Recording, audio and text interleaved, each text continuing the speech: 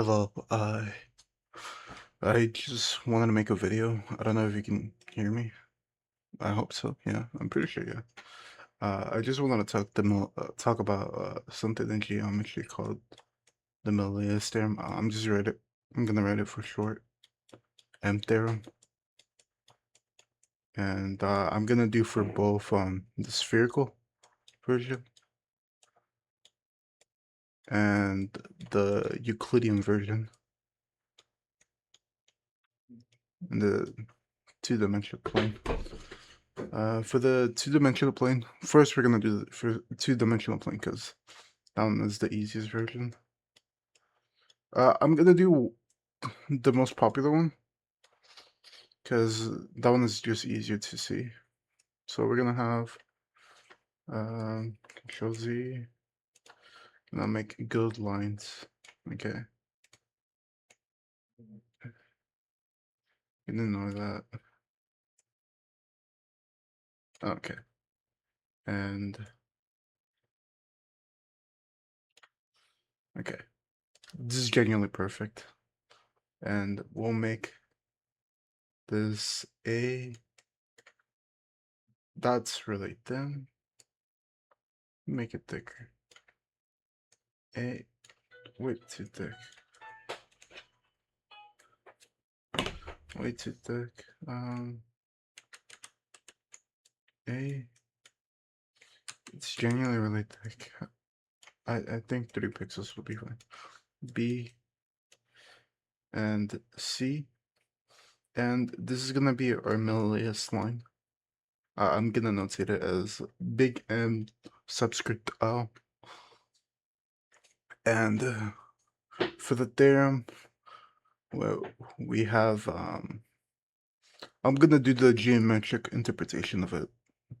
The other stuff should be you should search up the theorem. I don't memorize the other part of the theorem, the if part, but I should, but it's fine. I'll be fine. But yeah, okay.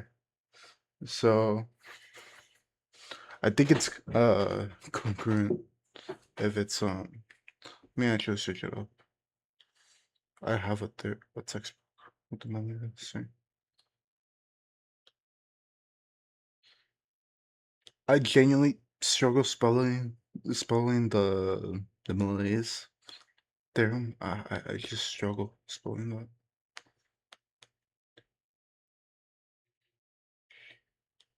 It was in my last semester course, the Menelaus theorem. But in the final, oh my god, that was genuinely really hard in the final. Because it was the second case version where two external lines where we can extend these lines as such because it's part of the postulates in Euclid where we can just extend lines and that won't affect the end result of it, which is really nice. Yeah, right now I'm doing some the Poincare half plane stuff for my service class, which I just call it non-Euclidean because this is just easier to say non-Euclidean. The service or geometry is just a slog, but yeah, and I might make 2 of them if I can. Okay, perfect. So I can do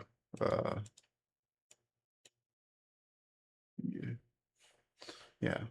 Okay, so for my way of doing this, I like giving the collinear lines. I'm gonna put co-L, and I'm gonna make a set, making it D, E, capital E. This is just gonna be capitals, and whatever is opposite of the first lowercase letter, I do corresponding respectively to the other one. So this one, and for B, I'll make this E, and this F over here. And how I like doing it for us, how my professor taught it. He talked about sense, magnitude, which if we have something like this, if we go from here to here, that that's positive, but if we go back, that would be negative. The sense magnitude, if you understand. The Menelaus term for us, or how my professor taught it, was with sense, but you can just multiply the negative to the other side, and it just makes it like the normal Menelaus term that you see everywhere else. But the sense is, it gives you more of an intuitive aspect of it for sure. Okay, so how I like to do it is where I have the Menelaus point touching the external line. I like going from A all the way to F. Then I go back. This is our sense right here, negative. Then I'll make it a different color so it's easier to see. Then I go up, then up, then I go down, then down. So we return at the origin. And this will result in that's a horrible implies. But let me write the implies here. So we say that, let me make it with a really nice color. I think this blue is kind of cool. So A of F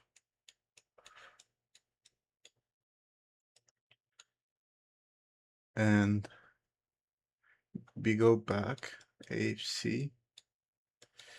By the way, I think you can do this in other ways where you can rotate it as such, and your sense would be something else. But I like doing it this way because it's just easier and it's more of an algorithm for me to like keep doing. It's really nice. Then you have it multiplying. Then we have C to D and D to B. Yeah, I noticed that a lot of people don't talk about the Menelaus theorem. It's a really useful theorem, but it's a very niche thing where you have to be doing non-Euclidean stuff. Euclidean stuff, my bad. And I had my midterm today for my geometry class. And for the end result, we have a -1. This would be the Menelaus theorem. And if you guys want the second case version, I can probably see how it looks like and redo it and try to like figure out an algorithm that I would do that is factually correct and logically correct steps. But yeah. Okay, let's go to the spherical version.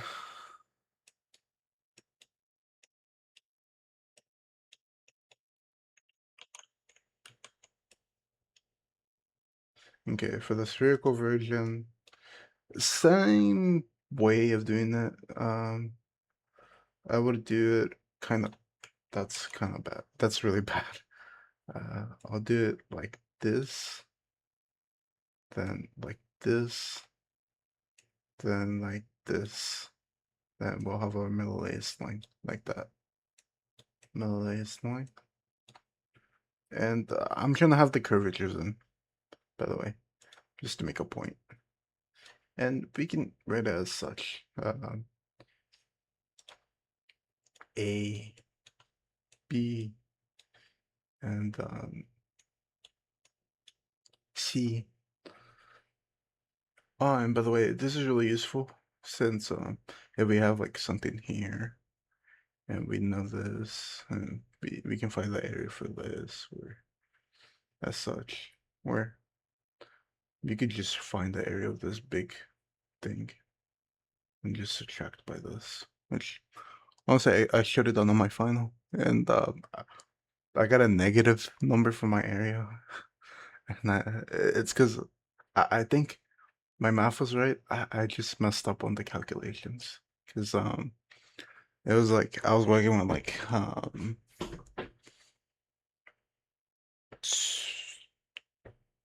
8 decimal points plus, and it gets tedious after a while. And my neck was actually just starting to hurt.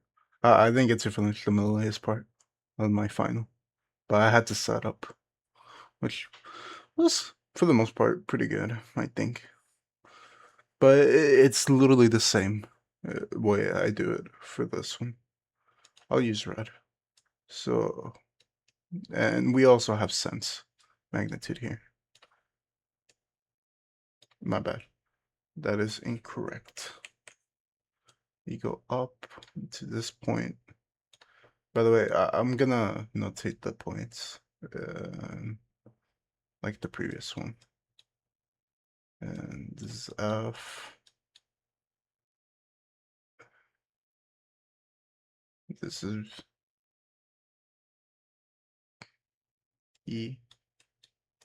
Okay. And these are arcs, by the way, part of the triangle. And as such, we have the equation. I'll do it with light blue. I didn't finish it actually, but I think you see what I mean. Let me get back to the origin, or the point that we started from. So let me go back to the green color. So it's with sine. It's not really visible. Give me a second. Let me have a sip of my water.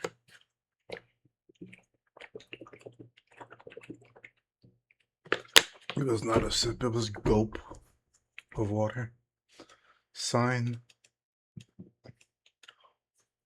of, and since this is spherical, whatever R is, give or take.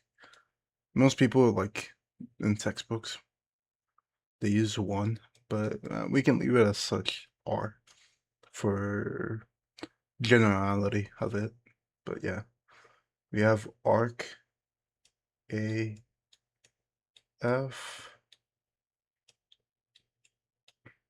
is equal to R,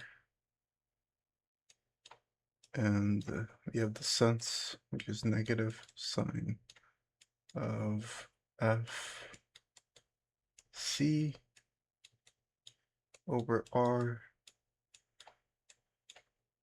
I like having the parentheses because it avoids confusion. My professors do not put parentheses, which do make sense for the context that they have, but when you get to like a lot of things, and there's a such thing as having too many parentheses.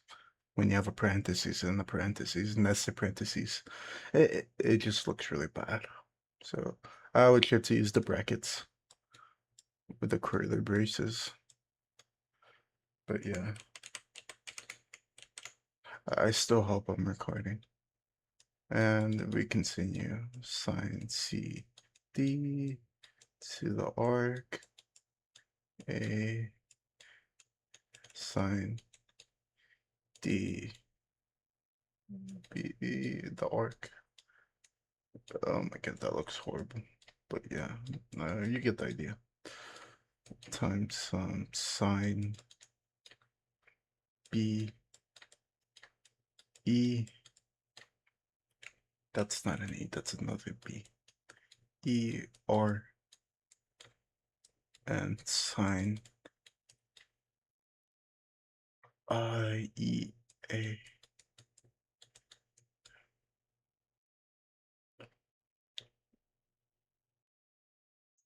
Okay, I was so confused there.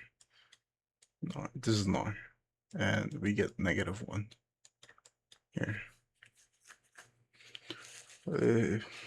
I can also talk about Siva's theorem, which is just similar.